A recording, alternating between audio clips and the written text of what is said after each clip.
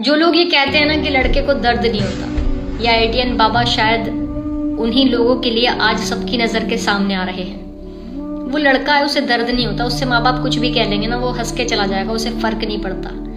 फर्क पड़ता है। ऊपर जरा इस इंसान की शक्ल देखिए, वो लड़का है, उसे लड़की धोखा दे जाएगी तो दूसरी लड़की आ जाएगी, क्योंकि वो लड़का है, वही चीट कर सकता है, उसे दुख तो नहीं होता होगा ना। वो लड़का है, उसे दहेज चाहिए, क्योंकि लड़के ही पैसों के भूखे होते हैं।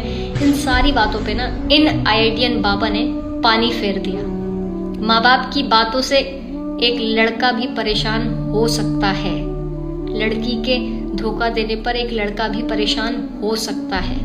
लड़का भी पैसों के बिना जीना चाहता है।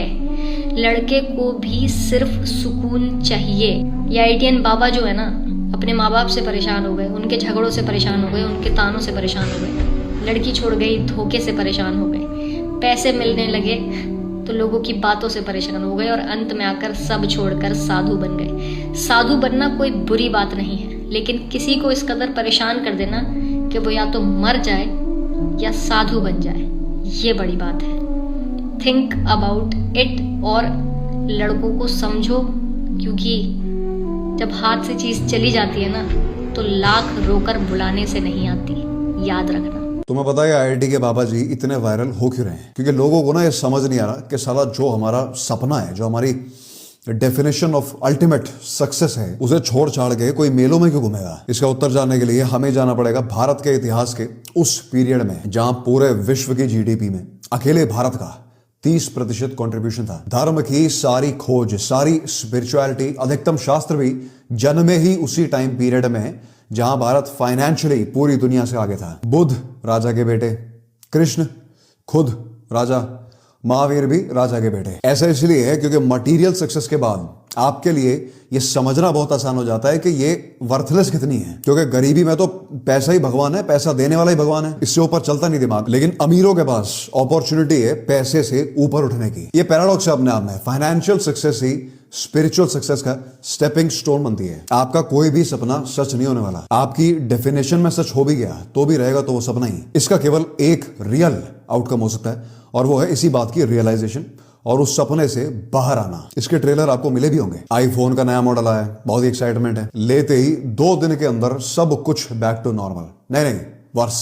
अब एक तो फोन में मजा आना कम होता चलेगा, और दूसरा उसके ऊपर डिपेंडेंसी बढ़ती चलेगी, उसके बिना जीवन नहीं कटेगा। इतने टाइम से बोल रहा हूँ भाई, प्योर हार्ट वाला इंसान यार। मैं इतनी बोल रहा हूँ कि महादेव से बात करते, मैं बोला इतनी महादेव को ये बोलने के लिए बोल रहे कि भाई तू ही विष्णु है। तो मैं झूठ थोड़ी बोल रहा हूँ। जब सब कुछ प्रूव कर दोगा, मैं जब सारी शक्तियां ले लूंगा, तब मानोगे तुम लोग। फिर मानने का मतलब ही क्या है? फिर तुम सबको सुदर्शन से काट दूंगा। तुम इस आईआईटीएन बाबा से प्रभावित हो सकते हो, लेकिन तुम एक बात को समझो।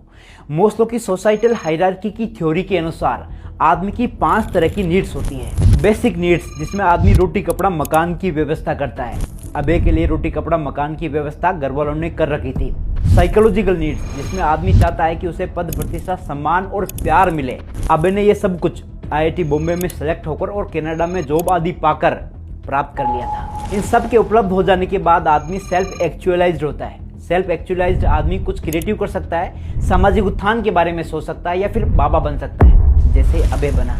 अब मुझे ये बताओ कि क्या इस देश की बेसिक नीड्स पूरी हो गई? नहीं हुई। क्यों? क्योंकि आंकड़े कहते हैं कि भारत सरकार को 80 करोड़ लोगों को अपने राशन पर पालना पड़ रहा है। तो क्या तुम पहले पैसे बनाओ, घर वालों को गरीबी से बाहर निकालो और समाज को लीड करो। आध्यात्म हम पीछे देखेंगे।